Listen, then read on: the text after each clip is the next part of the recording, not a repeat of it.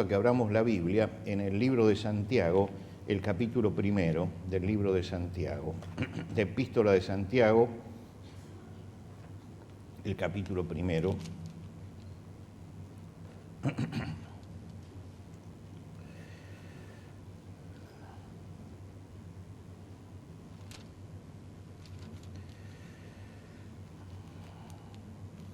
Y vamos a leer los versículos 26 y 27.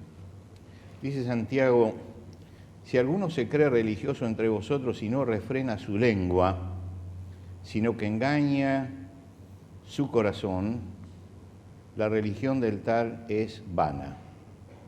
La religión pura y sin mácula delante de Dios el Padre es esta: visitar a los huérfanos y a las viudas en sus tribulaciones y guardarse sin mancha del mundo.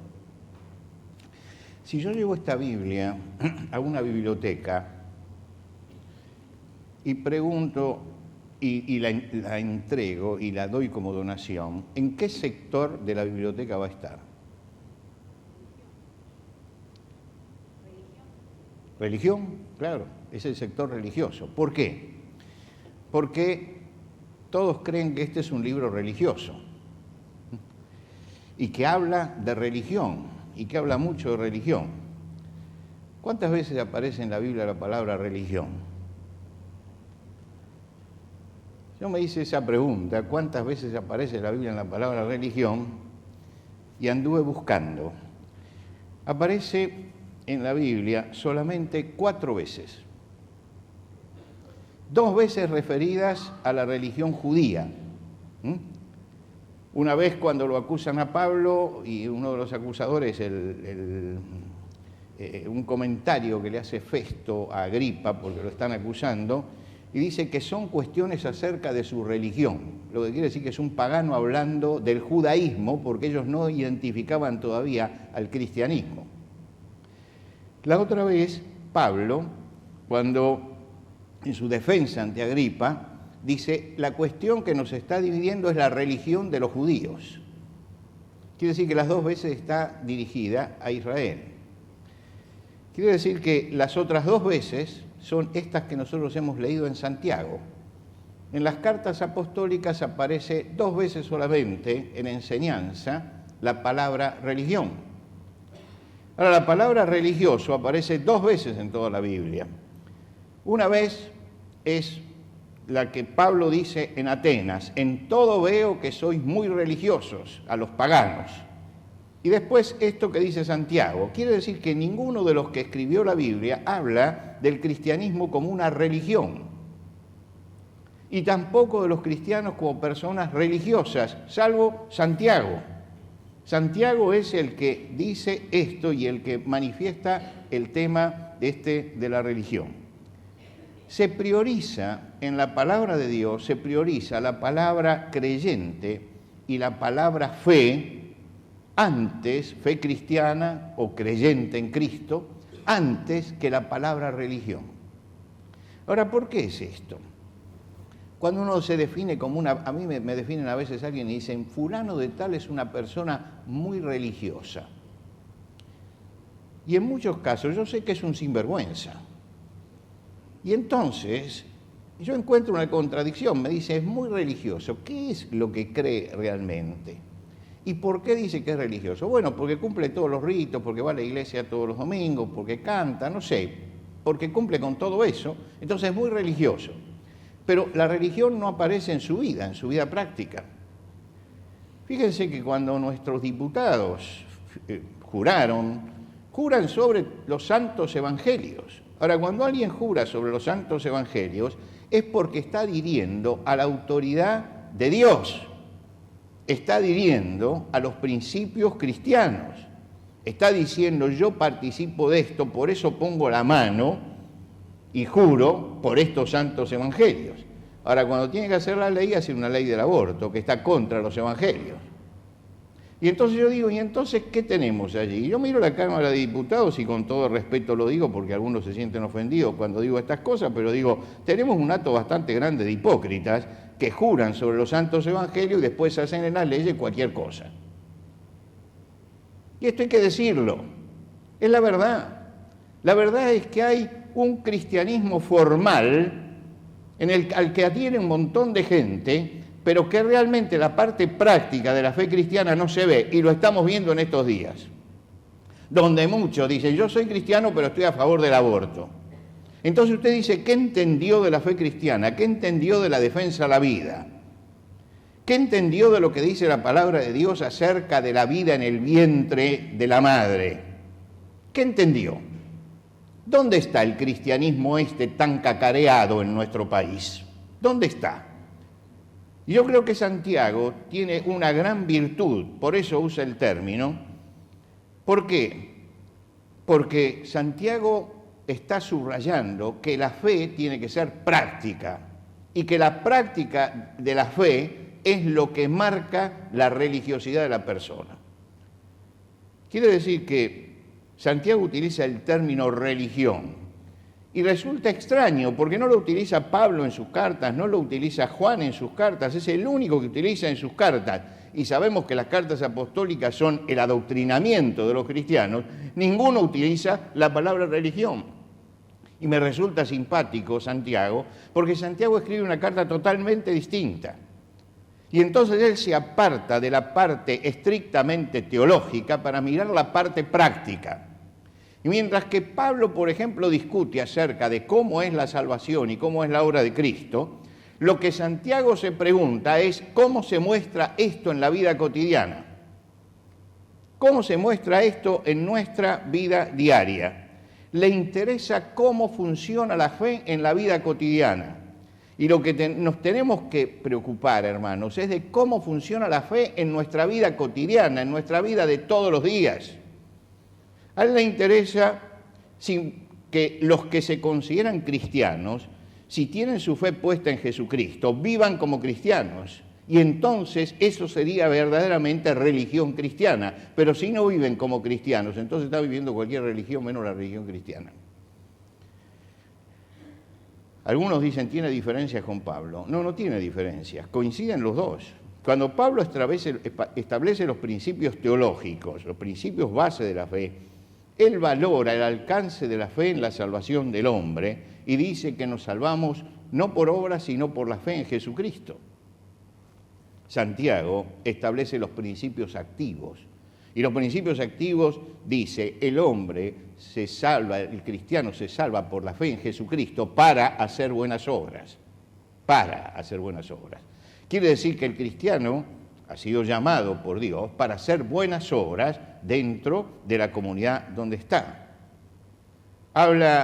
Si hablamos de religión y viniera Santiago hoy aquí, primero que me preguntaría es, ¿usted qué religión tiene? Y yo qué le contesto. Y yo le contestaría, soy cristiano, porque creo que Jesucristo es el Hijo de Dios. Y él entonces me preguntaría, bueno, escúcheme, usted hoy cantó, en ti confía mi corazón. Dígame, ¿usted confía todos los días en su corazón en el Señor Jesucristo? ¿Usted está entregado en tal forma para esto? Es decir, me pondría entre la espada y la pared. Usted me diría a él, ¿usted es cristiano? Sí. Usted acaba de cantar, cada día me dirige, cada día me sostiene, cada día. ¿Usted realmente todos los días, en todas sus decisiones, busca la dirección de Dios para su vida? Esta es la pregunta. Esta es la pregunta. Hemos cantado, en mi vida gloria te doy. Dígame, ¿usted vive glorificando a Dios en su vida? Porque viene el domingo y le está diciendo eso a Dios. ¿Y usted lo vive eso? Me preguntaría, usted dice, en ti confía mi corazón. ¿Y realmente todos los días confía realmente en el Señor o está confiando en su capacidad, en su inteligencia, en su fuerza, en su juventud o en lo que sea? Es decir, Santiago es un tipo molesto, es muy molesto, porque nos enfrenta con la realidad de la fe. Nos saca de la teoría para meternos en la realidad. Y entonces él dice, mire, la fe pura, la fe, si alguno se cree religioso y no refrena su lengua, sino que engaña en su corazón, la religión del tal es vana y nos mete en la práctica de la religión, nos mete en la práctica de la fe, nos mete en los resultados, No me interesa y no nos tiene que interesar lo que alguien declame acerca de su fe. Lo que habla acerca de lo que él cree es lo que él está viviendo, lo que él vive, no lo que él dice. Porque mucha gente dice y se declara a sí mismo porque da cierto estatus en una sociedad como la nuestra, decir soy cristiano y defiendo esos principios, pero después en la realidad se vive contradiciendo esos principios, se vive contra esos principios. Y por eso en un país cristiano, pongámoslo entre comillas, nos va como país, que cada vez estamos más abajo y cada vez nos hundimos más. Y el problema está allí, en que hay una tremenda hipocresía en esto que nosotros llamamos fe cristiana, porque muchos que se llaman cristianos, no viven como cristianos.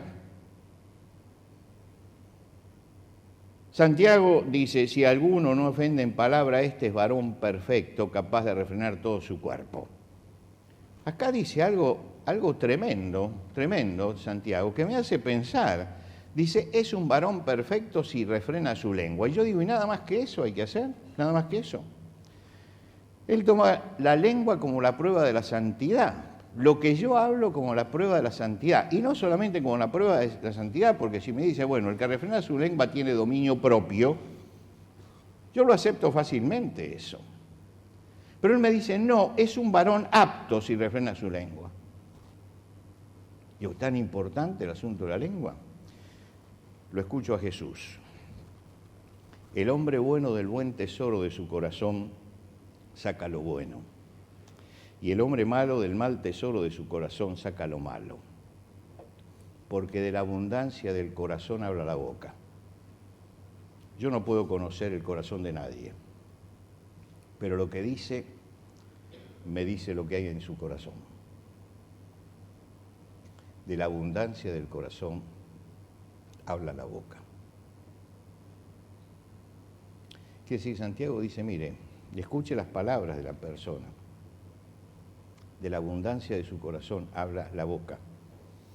Es un test perfecto el que plantea. El corazón nadie lo puede ver, pero las palabras las escuchamos. Y las palabras son la expresión profunda del corazón del hombre. No podemos ver el corazón, pero podemos ver el funcionamiento del corazón por la boca. Mi cardiólogo, cada vez que voy, me coloca todos los aparatos y me hace un electrocardiograma. Él nunca vio mi corazón, pero sabe cómo funciona. Sabe cómo funciona. Y Santiago hace un electrocardiograma espiritual. Dice, fíjese cómo habla y sabe cómo funciona el corazón de la persona. Porque de la abundancia del corazón, dice Jesús, habla la boca. De lo que tenga en abundancia, habla la boca.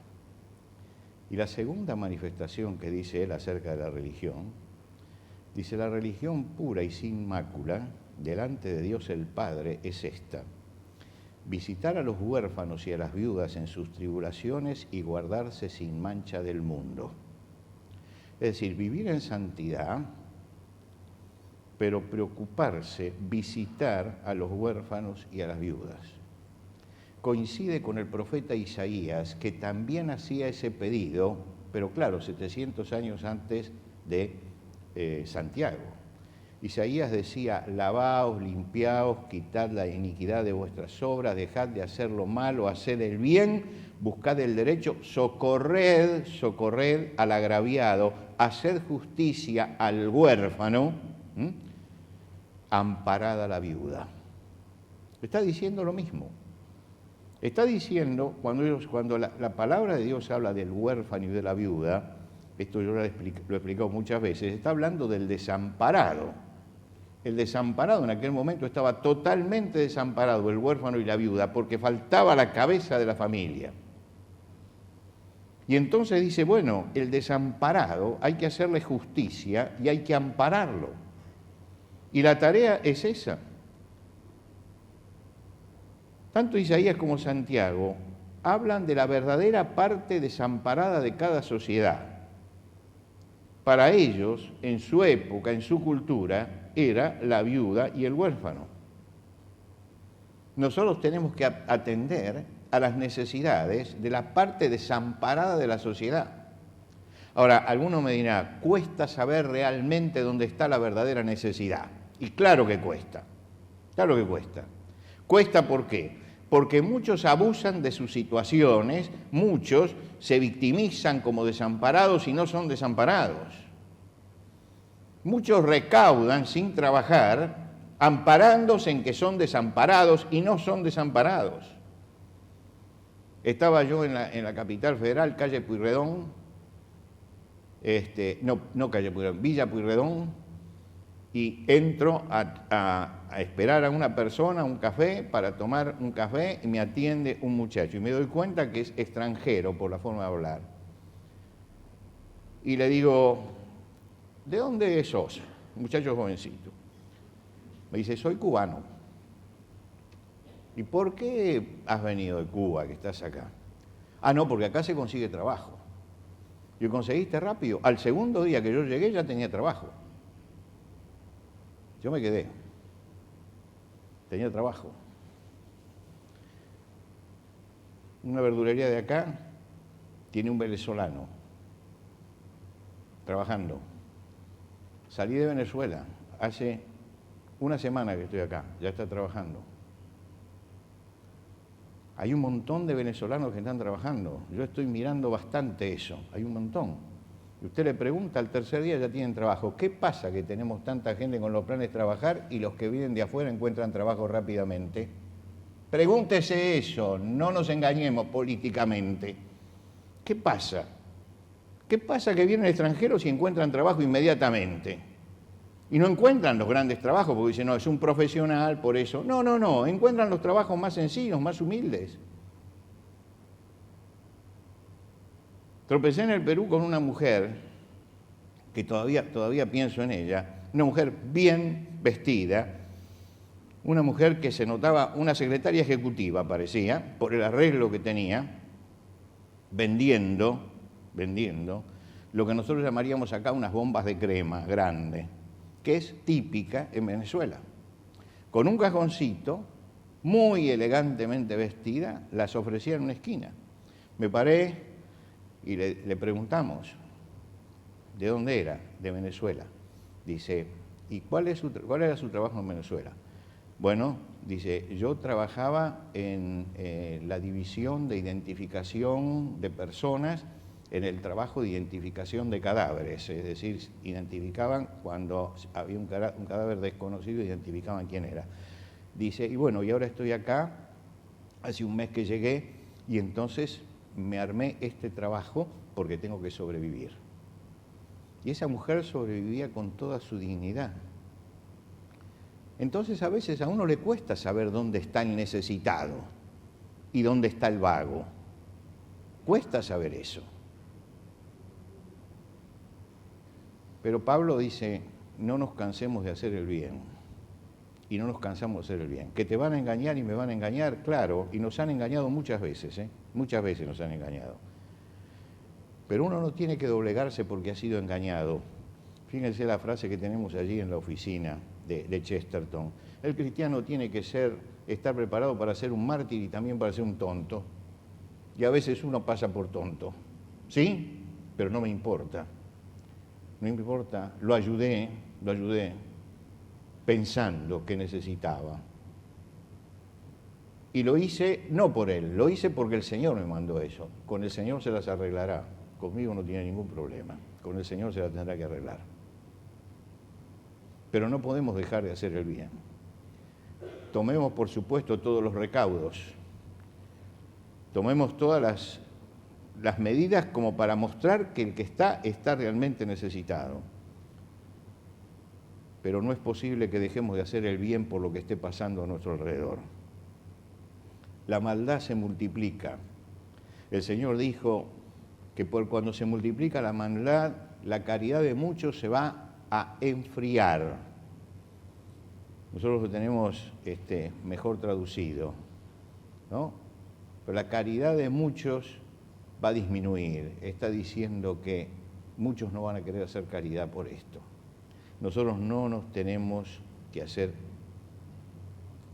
problema por esto, sino tenemos que seguir haciendo el bien. El apóstol Pablo dice, no nos cansemos de hacer el bien, hagamos el bien a todos y mayormente a los de la familia de la fe. Lógicamente que cuando uno ve sufrir al que es más cercano, ayuda primero a ese, y es lógico que se haga así.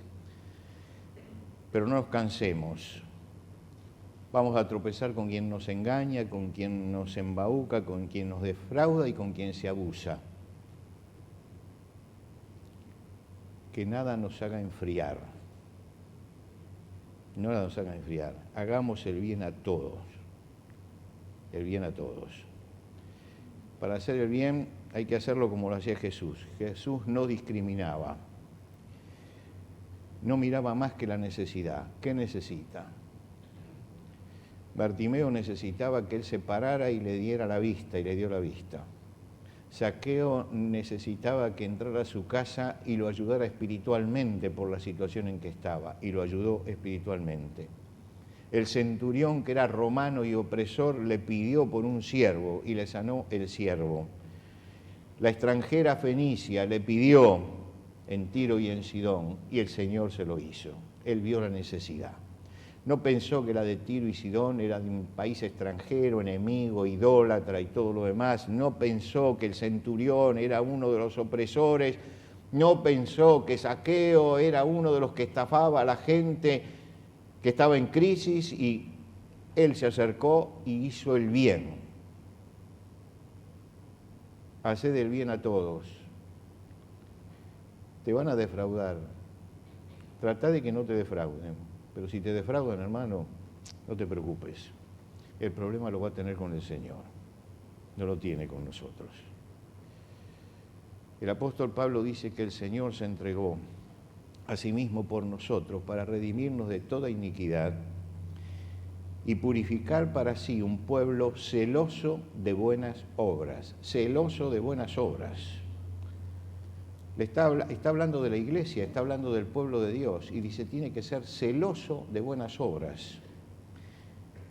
¿Qué significa celoso de buenas obras? Nosotros usamos la palabra celoso para hablar de los celos en el matrimonio, ¿no es cierto? De todas las acepciones de la palabra es la séptima esa, la séptima. La palabra celoso es el empeño apasionado que se pone en una causa, el empeño apasionado. Cuando el apóstol Pablo utiliza la palabra celoso de buenas obras, no se refiere a la enfermedad de los celos, se refiere a esto, que tenemos que empeñarnos en hacer apasionadamente el bien, porque ya hay muchos que siembran el mal. Y si algo va a destacar al cristiano es que él sale y hace el bien, en un mundo en que todos hacen el mal. Por eso insiste con firmeza, y se lo escribe a Tito le insiste en esto, y Tito, ustedes recuerdan que era un colaborador que apoyaba iglesias, y él les dice, en estas cosas quiero que insistas con firmeza, para que los que creen en el Señor procuren ocuparse en buenas obras. Está diciendo, insiste con firmeza, tienen que hacer buenas obras. Tenemos que aprender de esto, porque las buenas obras se aprenden. Dice, y que aprendan también los nuestros a ocuparse en buenas obras. En la carta a los Hebreos dice, y de hacer el bien y de la ayuda mutua, no os olvidéis, porque de tales sacrificios se agrada el Señor. El apóstol Juan dice que no tenemos que amar de palabra, sino de hecho y de verdad. ¿Cómo se ama? De hecho y de verdad. Se ama haciendo el bien a la otra persona. Y Santiago nos dice, visitar a los huérfanos y a las viudas en sus tribulaciones. ¿Qué significa visitar? Estar presente. En general, el desamparado, nadie está presente en la vida del desamparado, por eso es un desamparado. Y hay que estar presente con lo que necesite, usando sabiduría. El hombre de hoy está obsesionado con lo material. Lo material nos obnubila. Lo material nos enceguece. Lo material nos hace olvidar del prójimo y de las necesidades ajenas. El hombre de hoy vive eso que llamamos individualismo, que es lo peor que nos puede pasar, que es despreocuparme de mi prójimo. Esta es la generación de Caín. Caín preguntó, ¿soy yo acaso guarda de mi hermano? Y en esta generación el individualismo es esa forma de preguntar, yo no tengo ninguna responsabilidad con el otro, y yo tengo responsabilidad. Tengo responsabilidad porque soy cristiano y porque estoy comprometido con el Señor. La fe tiene que ser práctica y tiene que manifestarse. La religión tiene que ser pura, sincera, sin impurezas. Hablo de esto porque hoy se nos presentó la oportunidad de ayudar y porque lo vamos a hacer apasionadamente y porque los conozco a todos ustedes, sé que va a haber pasión por ayudar en esta nueva etapa que tenemos por delante. Nos ponemos de pie.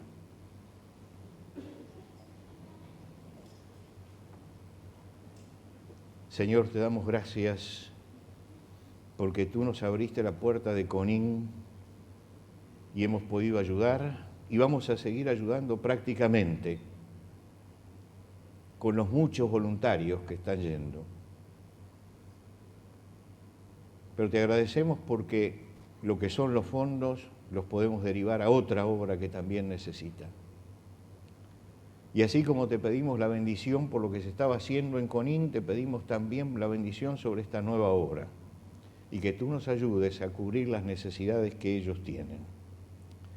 Señor, iniciamos una semana en un tiempo difícil y sabemos que las 2 semanas y media que vienen van a ser muy difíciles en nuestro país. Tiempos de enfrentamiento y de enfrentamiento duro contra los principios y las leyes tuyas.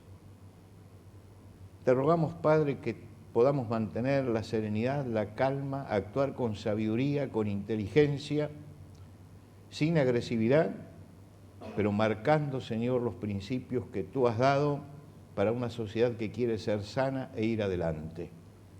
Te rogamos, Señor, reflexión para quienes tienen la tremenda responsabilidad de dictar las leyes, para que reaccionen y se den cuenta la responsabilidad que tienen en sus manos, para que sean realmente responsables en lo que hacen. Te pedimos, Señor, que esta semana que comenzamos, la palabra tuya obre en nosotros para que hagamos el bien a todos, para que manifestemos nuestra fe prácticamente. Bendícenos, Señor, ahora al salir, al ir a nuestras casas en este día, que es el día en que buscamos especialmente tu rostro, porque es el día del Señor. Danos paz, danos tranquilidad. En medio de la tormenta, que podamos mantener la calma y que nos afirmemos cada día en la esperanza y que mirando el horizonte pensemos que allí, en la meta final, estás tú. Y eso basta para nosotros. Recibe, Señor, nuestra adoración en el nombre de Cristo Jesús.